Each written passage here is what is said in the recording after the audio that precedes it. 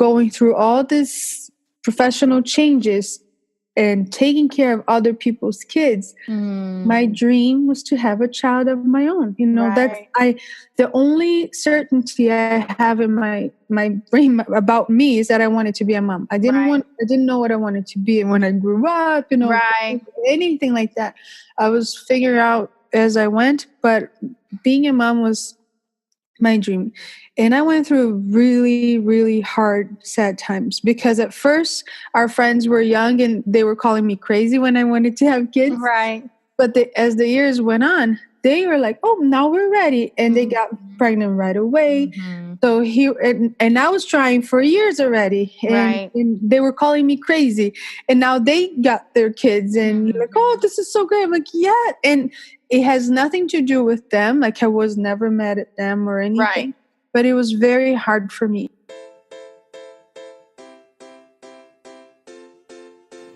Hi, welcome to another episode of Mom Does It All. If you're looking for encouragement, empowerment, and uplifting in motherhood and mompreneurship, this is the show for you.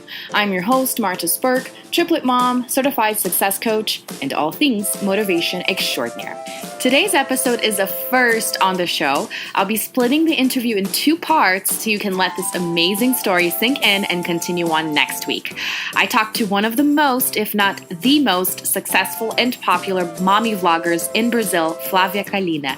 She's reached over 6 million subscribers on YouTube, 2 million followers on Instagram, and on part 1 of the interview, she shares how she'd always been passionate about early childhood education and the Montessori way, but struggled with infertility, and then stumbled upon YouTube, started to publish makeup tutorial videos as a hobby, building a channel that would eventually become a source of inspiration for moms and a reference for peaceful parenting strategies and activities. So amazing. Next week, we'll get into more detail of how this hobby became a business as she started monetizing it and growing her following. Let's dive in.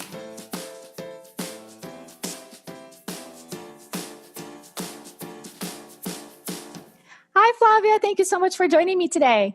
Hi, thank you, Martha. I'm so excited to be here. This is very, very nice. I think it's my first podcast in English. So, oh my gosh, how exciting!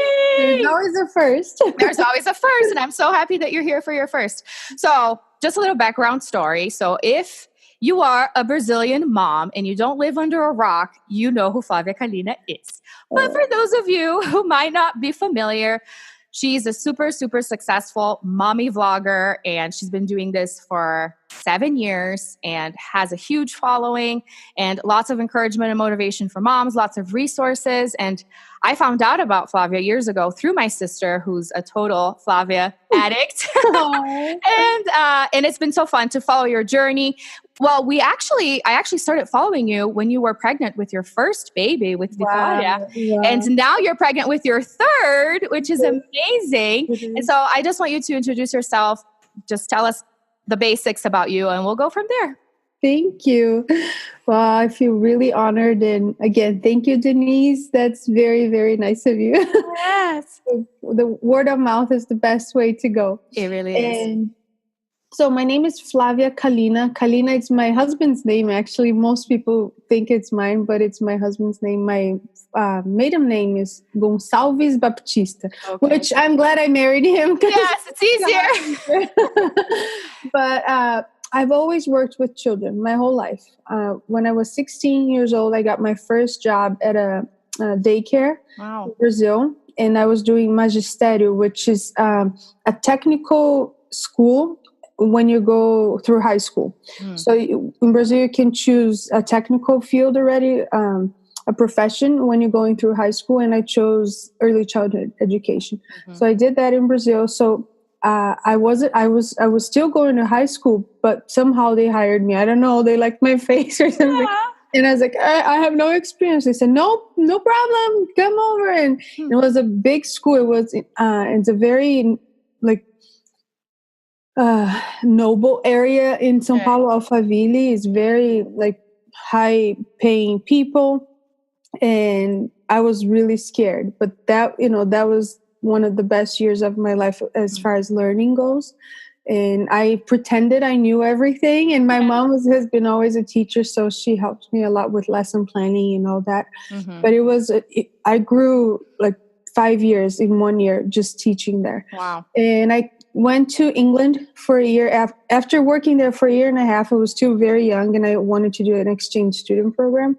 So I tried to come here to the US, got my visa denied. Oh. And I went to England, was there for 9 months. And that's how I started learning English, and went back to Brazil, just kept going. And at that time, I didn't want to go for early childhood bachelor's degree, because in Brazil and anywhere, like, I always thought that wasn't the way to go as far as money goes. And obviously I wanted to work with something that I was passionate about, but also I wanted to have the financial reward. And I said no, because I was making like 500 reais, which would be like $500 a month, like working full time, at a daycare. So that was awful.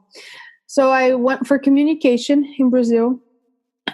Because I always see, and that's the crazy part, because that's what I do today. I talk about early childhood education and through communication, right? Combined everything with the social media. So you never know where life is going to take you, because at that time, I was like, I don't know what to do. And I loved videos, which again, it's so funny. And as a child, you pretend to be characters and all that. But I think every child does that. So I never really paid attention that would be my real interest. I thought it was just like dreaming. So I met my husband through, I came back, and then I came to the United States to do an exchange work program. I was here for 4 months working at Outback Steakhouse. Oh, wow. And I worked at a town, I didn't meet any Brazilians, stayed there for 4 months. When my visa was done, came back to, I went back to immersion. Yes, it was. Good. But I worked 7 days a week. It was amazing because I didn't have anything else to do. So let's make money and speak English, right? Because that was my goal. So I wanted to stay for real, like for good. But I'm very like, I try to walk on a straight line, like my mom taught me. So I would never stay illegally, So when my visa was up, went back to Brazil. And then I found Ricardo. Remember Orkut? Yes, people, I remember. I don't think Americans are familiar with that, but it's very similar to Facebook. Right. And so when I got home to Brazil, I saw that they had a community of people that lived in Toledo, Ohio. And I thought, I'll just join because I want to see if I can find my American friends. Right. There were no Americans there, obviously. And there were 30 people only in the community. My. So I was like, but I just left my name there. And a few months later, Ricardo, my husband, wrote to me. He said, hey, are you Brazilian? Do you live here in Toledo? Because we have a big Brazilian community. And if you need any help, you can come to one of our dinners and stuff.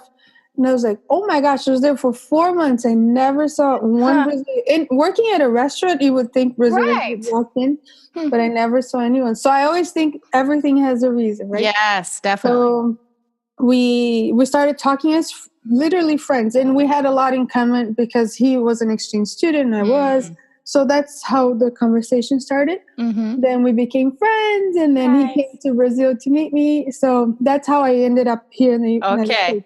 Because after a few months, I came again to do another exchange work program because I wanted us to live closer, because it's easier. It's hard and easier to have a relationship from afar. But I wanted to see how we work together, in person. So I stayed another 4 months because that was the visa, and we're like, I think we should do this. And oh my goodness! We ended up getting married. And it was amazing. Like, it was rough because it was all new, but here we are. Yes. Years later. And oh my, that's incredible. And to think that he was a Brazilian living here and you came all the way. That's awesome. And so when I came back, I was like, what am I going to do with work? Because it's all different. So I started babysitting like most people do. Yeah. And then I found, this is where the story, I think, where everything changed for me. There was a director in Brazil, in Toledo, Ohio. She had a Montessori school, and she was from Brazil. Oh, wow. old, elderly lady, amazing. She was probably almost 70 years old. And I learned some, like, when you're a Brazilian, any culture, you kind of find people in your area. Yeah. And somebody told me, oh, there's this amazing lady. And because I said I worked with early childhood in Brazil. And they said, oh, she has this amazing school, Montessori. I studied Montessori at school, but you never go too deep to really know what that was about. So I said, oh, I would love to meet her. So I called and I said, oh, can I come in and see? And so she was so kind, met with me, and she let me volunteer at the school because I said, that's a field that I love. It's so crazy how I tried to get away from this field so many times, and he always pulled me back in. Wow. It's unbelievable. Like I said, I went for communication in Brazil. Doing all the time, the time I was in college, I was working as a freelancer at events. I worked for engineer as a secretary, and I didn't like it, but I tried. Like, I don't want to do this. It's a lot of work and no reward, money wise, right? That's what I loved. But so I started volunteering at the Montessori School, and I discovered a new world. I was like, because in Brazil, education is very different. It's very traditional in a way of the teacher talks, the kids listen. I don't want to, teachers don't say that word, but just to emphasize what I want to say, like shut up and sit down and I'm the boss, and, and it's very traditional in a way of paperwork. So when I had my class as 3-year-olds, we had a big bunch of papers that they had to do every day. So every day, how do you say apostila? It's like a workbook. Textbook. Yeah, a textbook, a workbook. And we would do 2, 3, 4 pages a day. And we would glue paper, do some cutting, but it was mostly coloring. And I see. Very academic and not very play-based. For 3-year-olds. Right. Knowing what I know now, it's absurd. Yeah. So it opened up and I saw children working independently. I saw respect, and I saw mixed ages together, and I saw older children helping younger children. And the materials, it wasn't those crazy toys or buckets full of just junk toys, like all cramped together. And I was like, what is this? Like I was blown away. And I'll tell you, it was probably 2 weeks after I was volunteering, assistant job opened up. She's like, would you like to be our assistant here? I was like, of course. And I was still working at Outback Steakhouse. Okay. That's, where they hired me, and it was good money. And sadly, it's always best money than working at daycares or early childhood. But I knew, like, the Outback was just money-making thing. I had no pleasure in it. And being there with the children and learning about the environment and how, treating children with respect can have a big effect on them and their learning. And it was just amazing. And I met this teacher. I have to reconnect with her because she was a life-changing experience for me, because her name is Amy. And she was so calm, and she would speak softly. And in Brazil, we're like, "Go, Calina! Yes. Here, come here, Johnny." And that's what the moms do too. Yeah, like, oh, come here. And it's always bribing, if you don't do this, you're not going to get that. And she was soft-spoken, and the lower she talked, the more the children were listening. I was like, what is happening? And magic. Miss Didio, unfortunately, she passed away. But Miss Didio played the piano, and that was, it gives me chills. I'm about to cry. She would sit on the piano and play a note, and everybody would be quiet. They knew. So the cues were the notes of the piano. She would play a note, and everybody would be quiet immediately. And here I was sitting like, how did you get to do this? And then and then she would play, let's say, Twinkle Twinkle Little Star on a higher notes. And then children started walking on their tiptoes. Aww. And then she would play Twinkle Twinkle Little Star on the lower notes, you know, and then children start walking on their heels. So without saying a word, just with the piano, the children already knew what to do. And if we had new children in school, they would just watch the other children. So the teachers never had to tell them what to do, or these are the rules. You know, the environment is so well prepared that you just observe. You're like, oh, I know what I have to do. You know, so that was, I don't know. I can keep going on and on and on about that school, but that's what changed my life, my point of view about education, and how much we underestimate children, how much we think they can't do things, and how much they can really do. Right. But after we were living in Ohio for 2 years, it was really rough. Obviously, I was making no money. And my husband was having a hard time at his job, and his company filed for Chapter 13, which is bankruptcy. Oh, wow. But they were still working, but it was very unsure, and he was very stressed. And our friend here in Sheboygan, Wisconsin, that's where I live now, was working for a HSA bank, Health Savings Account Bank, because my husband was always on the IT department, security.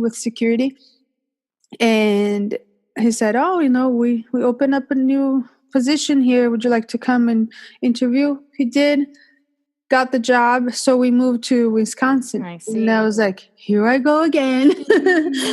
What am I going to do? You know, and I was like, I don't want to work in the look how crazy that was. I was so blown away with Montessori and all that. And I said, Ricardo, I only want to work with early childhood field, in an early childhood field, if it's a Montessori school. If it's not, I don't want, because the money was not there, no matter where I worked, right? So to fulfill myself, it would have to be in a way that I believed education, you know, should be. Yeah. And I visited a couple of schools around here. One, they offered me $6.50 an hour. Oh, what? I'm like, as much as I love what I do, like, that's below poverty, you know? Right. And I didn't know that at the time. After I started going to college here for early childhood, technical college here, I was in a sociology class, and in the book they had the pyramid of wages, and I was like, oh, I was below poverty. I couldn't believe. Luckily, my husband had made a decent money, but I always wanted to fulfill myself, you know. So at that school, I was like, the work that you do is beautiful, but I can't accept that, you know. So I didn't go. And there was another. Oh no, that's the one I found, just one. And then I needed a job because we still had to sell the house in Ohio. We were paying rent here. So I started working at Target, just to get something and get out of the house. I said, I need to meet people. I'm in a new town. You know, what am I going to do? So started working at Target, also making below poverty wage. But I needed to get out, you know, and be productive. And I said, because we can't wait until we figure out what we want to do, right? So I think the more we are out there in the world, things will show up. But if we just stay quiet and doing nothing, I think that's hard. So I'm like, I know that's not forever, you know, just work here. And as I was working at Target, again, like, I'm out of the early childhood field. I'm like, I don't want to do this anymore, blah, blah, blah. And one of my friend, the friend that hired Ricardo, said, "Oh, my friend works at a daycare, and she's saying that people they're in need of somebody, and why don't you go talk to them?" Like, no, I don't want to. No, thank you. I don't want to work at Target, but no. And so I met with this girl. We were at their house, my friend's house, and she's like, "Oh yeah, they're hiring, and they heard I talked about you." I'm like, how did you talk about, like, you don't even know me? It's just word of mouth. And I always talked out loud how much I loved kids and all that. But I said, I do not want to work at early child, daycare anymore. And she's like, well, just go talk to the director. The worst thing you can say is no. So just go talk to him. Like, and I was new here, and I'm a people pleaser. And I'm like, okay, sure, I'll go talk to her. Yeah, of course. I have nothing to lose. I got there, and me and the director, she was elderly too. And we were like the same person. Oh, that's amazing. We started talking like, oh yeah, this is what I believe. Oh, this is what I believe.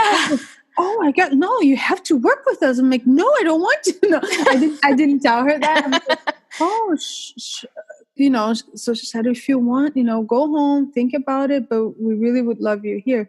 And I was like, are you kidding me? Again, like, here we go. And obviously Target was not for me. So I said, well, until I figure out, I'll work at the school again, So I started working at the daycare again. And again, it was one of the best years for me as far as learning, because, and then I was by myself, because at the Montessori school, I had a lead teacher, and I was learning a lot with other people. But then at this school, I was by myself, and I had to apply all that I learned. And even though it was a more traditional childcare center, I asked them, can I apply, some of the principles? And they said, yes, as long as it's age appropriate and you follow state rules and all that, you do you. And they saw the difference, and they saw the results. The parents would talk, it was just so amazing. And I worked there for, I think, 6 years. It was a long time. And then I found another Montessori school, left the childcare just because I wanted Montessori school. But I was an assistant there, and which is and assistants, don't get me wrong, the roles of an assistant are so important. But I felt that I needed more, I was able to contribute more. Right. And so I went, and the daycare was always like, the doors are open, the doors are open. They were really sad when I left. And so I went back to the child. I don't like saying daycare, the child care. Right. So I worked there for a while. And during all this time, I was trying to have kids. I always say, which is ironic, right? Very. And me and Ricardo married in 2005. And a year later, I was 22. And I always told him, I want to be a young mom. My mom was young, and I loved our age difference. And I think we are influenced by our parents one way or another. Yeah. Oh, yeah. Like what you want to do or what you don't want to do. Exactly. It's all the reference, right? Yes. But that was one thing I wanted to do, like I wanted to be a young mom. He wasn't fully on board, but he's like, yeah, whatever, and he knew my love for children and all that. And he said, sure. So we started trying a year later, and didn't work. And because we were young, and it was fine, we didn't think much of it. And then when we moved to Sheboygan, Wisconsin, we started looking into it. And we found out Ricardo's sperm count was really low. And so going through all these professional changes and taking care of other people's kids, my dream was to have a child of my own. That's the only certainty I have in my brain about me is that I wanted to be a mom. I didn't know what I wanted to be when I grew up, anything like that. I was figuring out as I went, but being a mom was my dream. And I went through really, really hard, sad times, because at first our friends were young and they were calling me crazy when I wanted to have kids. Right. But as the years went on, they were like, oh, now we're ready. And they got pregnant right away. So and I was trying for years already. And they were calling me crazy. And now they got their kids, and you're like, oh, this is so great. I'm like, yeah. And it has nothing to do with them. Like I was never mad at them or anything. Right. But it was very hard for me, and having to take care of other people's kids, it just crushed me. It's funny. During the school day, it was so different, because I've done that my whole life. I never felt, oh, I wish that was mine. But if a mom would walk in pregnant, that would hurt me. Not taking care of the kids during the day. I see. It was a professional.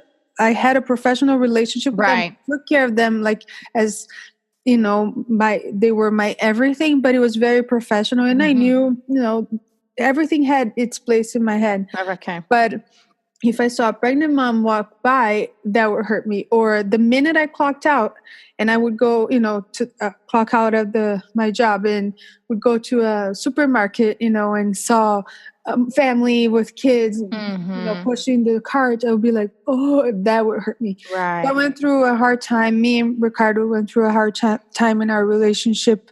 But it wasn't because of that, but because we were so hurt, other things were getting in the way. Yeah. And money-wise, you know, I was not making good money. We were still trying to sell. We left Ohio in 2007. And remember the 2008 crash? Right. Oh, wow. Housing problem. So it took us forever to sell the house. So it was just a lot of financial issues. So I went through a really rough time. And I would call my mom, always like, oh, you know, I'm sad and this and that. And she's like, Flavia, you need to find a hobby. And my hobby was to work. I was always like that. I had 5 different jobs at one time because I worked at the daycare normal hours, and then I would babysit at night. I even worked as a bartender. Oh, wow. Yeah, I was like, I just want to get out of the house. I want to do something. And I felt that if I was making, and it wasn't about the money, which is funny because all the jobs that I did was little money per hour, but I just wanted to feel productive and be busy, you know? Yeah. But that was always bad. That was also bad because that was distancing me from Ricardo too, because I was so busy. Like I can't be with you because I have to work. I have to do this. I have to do that, you know? So it was really a hard time. And my mom said, you need a hobby, you know, do something. I'm like, I don't have money.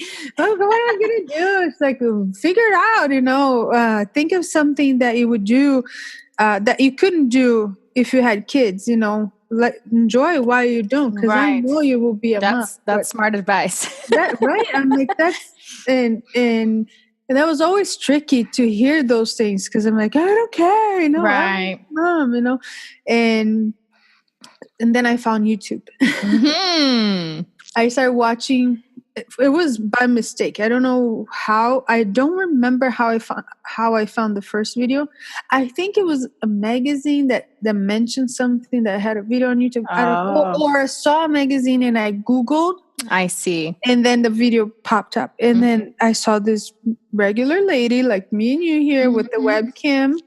They're like on their computer and like, ooh. And I was like, what? And I always wore makeup, like plain regular from Walmart. Yes. And I thought that was amazing. And when I started watching, I'm like, what is MAC? They have a number on a brush? Why? What am I missing out? Like I have this 239 brush to do the eyelid. What do you mean? Like the sponge is not enough, you know? So I got sucked into it badly. So I would work and then I said, Ricardo, my money from the childcare, my salary, it's for our house. All my extra money from babysitting, I'm buying makeup. Woo! Fine. So I would go and it was $20-$30 for one brush. And I would buy one at a time. The eyeshadow also is like $20. I would buy one at a time and I started building up my collection. And probably a few months after but that's all I did. I would get home and watch these makeup girls over and over again. Oh my gosh. To bed. It was an obsession. It was kind of crazy. And I said, Mom, my sister Fernanda, like, you have no idea what I've been learning. So here what I'm going to do. I'm going to make a video for you guys because they were all in English. And I looked up in Portuguese and I did not find, I don't know, you know how when you Google stuff in your area, some things don't show up because you're in the area? Yeah. Because I know some girls already had started at that time. They say, oh, I started at that year, but I didn't find any. I see. So I said, Mom, since they're all in English, I'm going to record a video in Portuguese so you can, learn the makeup. And it was funny because I recorded 30 minutes without editing, and YouTube would only allow 10 minutes per video. So I separated in 3 parts. I would leave the chair, go, and the camera would be still rolling. The cat would walk by. It was like, and I still have it up because the first video is like, it's a classic. Yes, it's embarrassing, but it's always good to learn, to remember where you came from. Yes, totally. Oh, goodness. But that was it. And then I left it open. Some people started finding and commenting how great it was. Like, come on, like, come on. But I think it was so new and it was so personal that people connected. It's different. Like, you can't compare what we did 10 years, because that was 10 years ago. It was 2009, my first video. Because it was so different from TV, from magazines. It was really like a friend talking, and we trusted all these girls. Nobody was making money off companies, you know. So you really trusted that 239. I remember that 239 brush was the best brush to apply eyeshadow on your eyelid. And I was like, yeah, I need that, you know. It was fascinating. So I started doing makeup again. Listen. No child. No, I don't want to talk about childhood. I don't want to talk about education. I'm going to do my hobby here. Nobody knows what I do. And I never told the daycare people I was putting videos online. I was like, that's just me. Never told my friends. But only family was more, never posted on my like Facebook personal page. Never, ever. It was kind of a guilty pleasure thing, right? But my mom, like my mom, my dad and siblings, they always know what's going on with me. But that was it. But then I just started getting better. Every video, even the second video is better, the third video is better, the fourth video was better, and I learned a little editing by myself, and I was doing all by myself. So whatever extra time I had, I would record videos. Then I joined Weight Watchers, and I'm like, I'm just going to take care of myself. And I lost 17 kilos, which is, I don't know, 40 pounds or more. And people noticed, like, what are you doing? So I started sharing, my lifestyle, and I started buying clothes, and just I was transforming myself in front of the camera. And that felt really good. I still had all my issues at home, my sadness from not having kids. But that was really a good outlet for me. Right. And I shared in one of the videos because people just, they start asking questions. And I said, we've been trying to have kids forever. And I just said, just pray for me. But I kept doing just beauty stuff. Okay. But I knew deep inside, as I was doing it, was fun. But I thought to myself, like, I don't think I can do this forever, like 4 years. There's only so much I can say about eyeshadow for me. Like, I still watch girls that do makeup, and I still learn from them. But I knew that wasn't a subject. I knew I would lose interest soon. I didn't know when, but it was working for me at a time. So I was like, sure. And then I would go to teach the kids, and something really great would happen that day. Let's say a child was having a hard time with something, and I figured out how to facilitate it for him to be better. And I had this desire to share, I would get home like, if I could only tell the story. But I also was afraid. I said, because I wasn't a mom, I thought people would say, that's easy for you to say because you don't have them because some parents at the daycare, when I shared some successes with them, some would be like, but you don't have them 24 hours. So they're good for you, but they're not good for me, blah, blah, blah. And I'll be, okay, I mean, and I get it. I totally get it. Having my own kids, we are emotionally involved. Yes.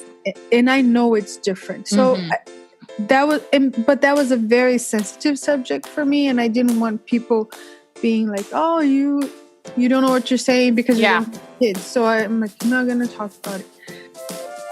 Thank you so much for joining us today. I would love for you to connect with me and Flavia to tell us your thoughts. Have you struggled with infertility too? Are you interested in early childhood education? If you resonated at all with this episode, let us know. And stay tuned for part 2 next week when we'll talk all about Flavia's YouTube channel as it transitioned into a reference for moms and families. Until next time, bye.